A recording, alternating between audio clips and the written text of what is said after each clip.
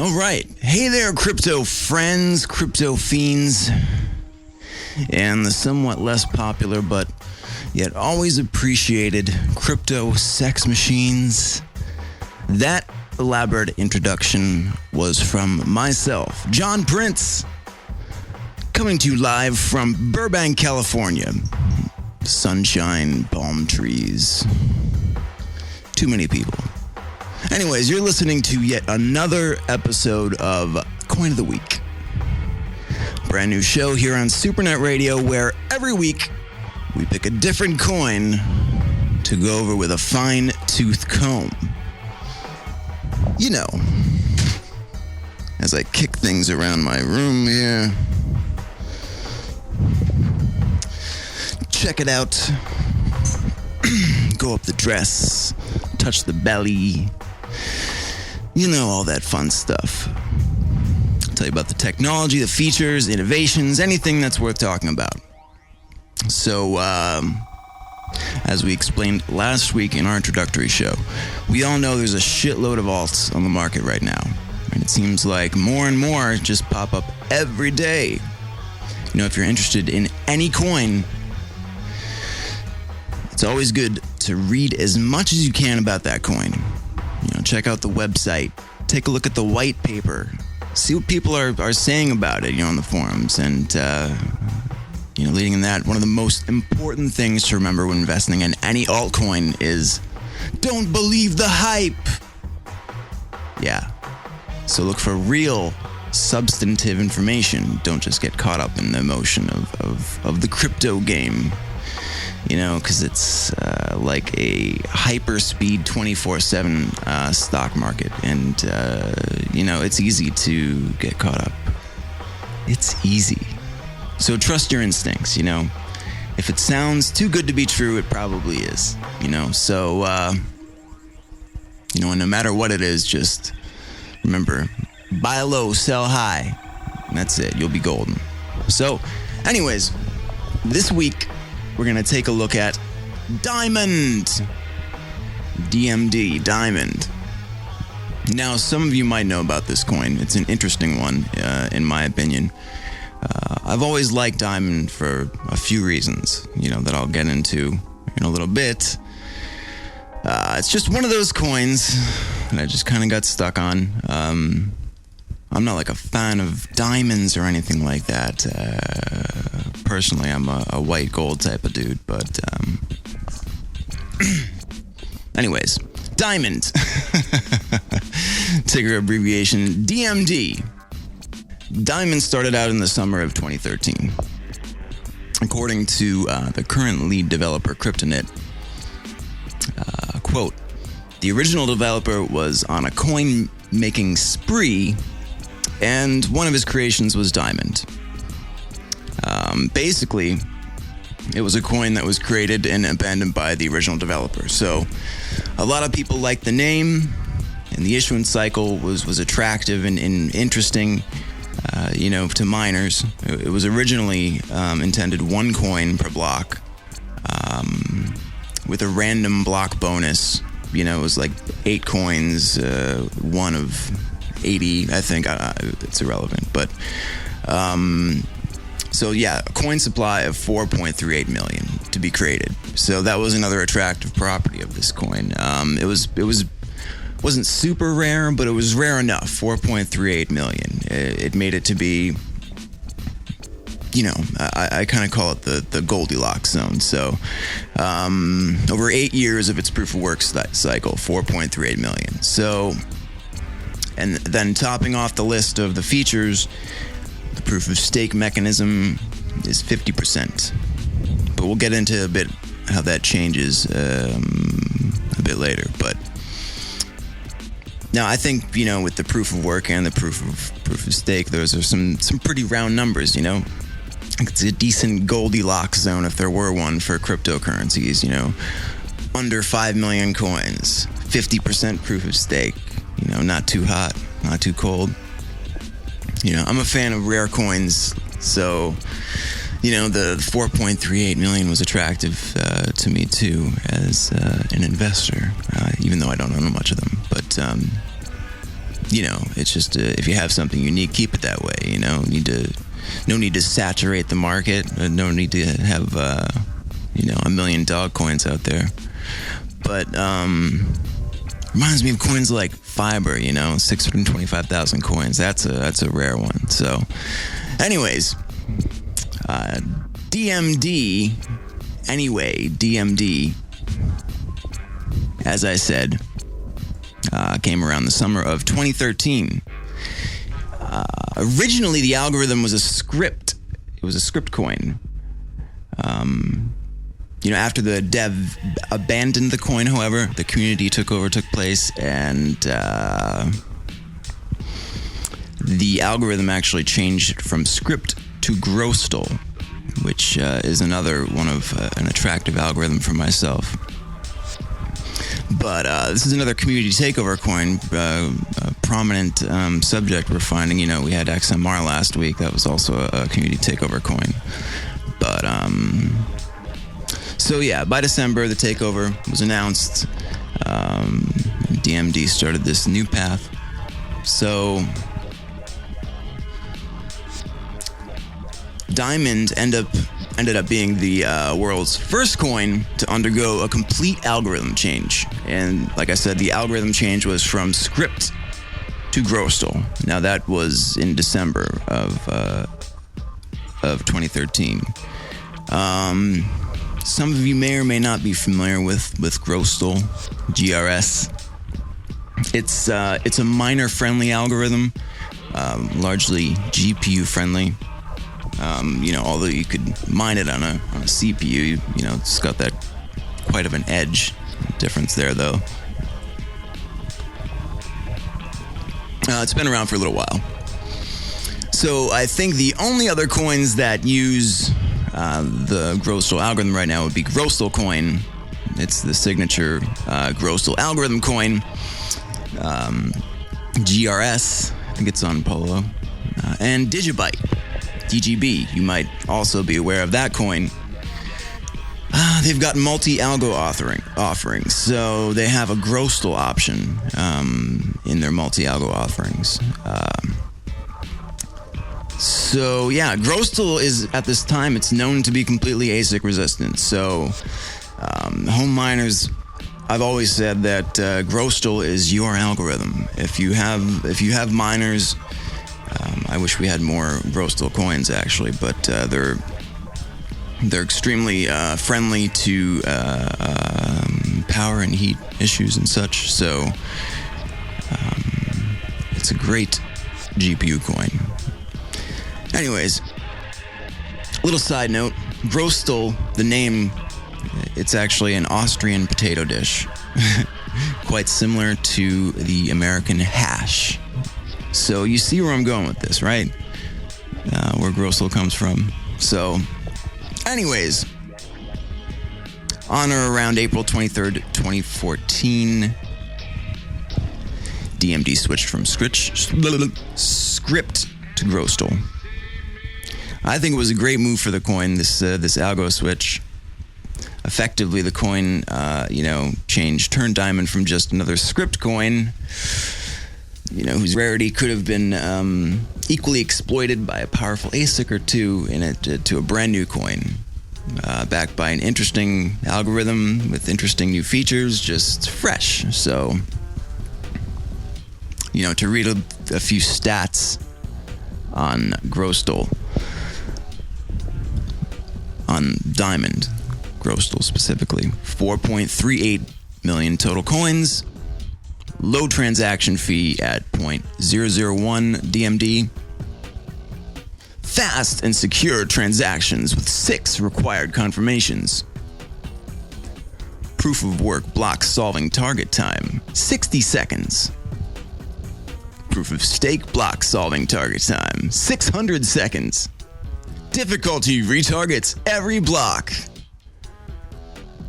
endless hybrid network security, transaction message, provision for continuous promotion and development, brand new code base with up-to-date security patches, significant performance improvements. yeah, I don't know. That was just my spoken word interpretation of their features. So take with that what you will. I'm not sure. So basically, if we look at the reward schedule, we see some pretty steep drops in the cycle. First, from the start of proof of work mining to 1 million coins mined, the block reward was 1 DMD per block. So as of today, we're at 1,024,000. So we're past that 1 DMD block reward, and the reward has since dropped to 0.1 DMD. So you need to fight hard in these mining pools now, because the block reward is it's just 0.1 DMD a block. Now, I think that's a pretty damn sharp drop. The next drop comes in at 2.5 million coins mined, and then it drops to 0.02 DMD a block. Now, I'm sure you can understand as well as I do what this model promotes, and to say the least, I wish I had more DMD, because there really is, I think, some chance for serious growth in this particular model. Yeah, it's pretty sharp. As I said, 4.38, and it drops to 0.002. Basically halfway through the blocks. But then I guess you're contributing both through proof of work and proof of stake. So to talk about the proof of stake issuance cycle here, it follows pretty much the same sharp drops as the proof of work cycle, although it's a little bit smoother. So yeah, the minimum coin age, 7 days. DMD coins will stake in your wallet at a rate of 50% per annum right now. So I think it's a pretty solid, good rate. It's not, blow you out of the water, hyperinflation rates or anything like that. Not too big, not too small. So, staking works pretty much the same as your other POS coins. There's some pretty damn serious competition on the network, as I have seen, though. So you probably want to make larger blocks, larger than, say, 100 coins, maybe. So continuing on. Like I said, sharp drops follow. Once we hit the total coin amount of 1.5 million, proof of stake is reduced to 25% per annum. Now, it's not as steep of a drop as the proof of work cut, but it's still pretty sizable in terms of a cut. The next POS drop doesn't come in until 2.5 million coins, where with the proof of work drop to 0.02, proof of stake reduces to a further 5% per annum. It's like things are getting pretty tight in the whole diamond ecosystem at that point, right? We're at 2.5 million coins halfway through the process, and it's like, oh shit, where can I get them? Anyways, so the last drop happens at 3.5 million coins. Proof of stake is reduced at that point to 1% per annum. And after that, there are no more block reductions for proof of stake or proof of work. So if you think, the network should be able to perpetually sustain itself at that point from the proof of the hybrid system. So, it could work out. Now, it's a rare coin. The dev team is very dedicated. This is a model that can fly, on its own, really. So we can see where it goes. So in a nutshell, what we have in Diamond is a solid miner staker-friendly coin with an attractive low inflation model. Now, beyond traditional mining, I know Diamond also offers some cloud mining alternatives, which allow you to accumulate DMD without the mining hardware and without the reward limitations and such. I'm not sure how that's working now with the reward drops, if it works in the same way. I might want to check on that, though. But their dev support is very active. If I've ever had a question or a concern of any sort, someone was always there to, let me know, so to speak. So I haven't really had any problems. I mean, recently with a wallet update, they had a little fork issue, but I think they did a hard fork. But that is all set now. They have some pretty easy update instructions. Yeah. So they have a thread on Bitcoin Talk. I do stop there from time to time to talk about it. But they have their own forums, which they would prefer people to, move towards as things progress along, at bit.diamonds, and the forums is at /community. So, in my opinion, this is a coin for the future.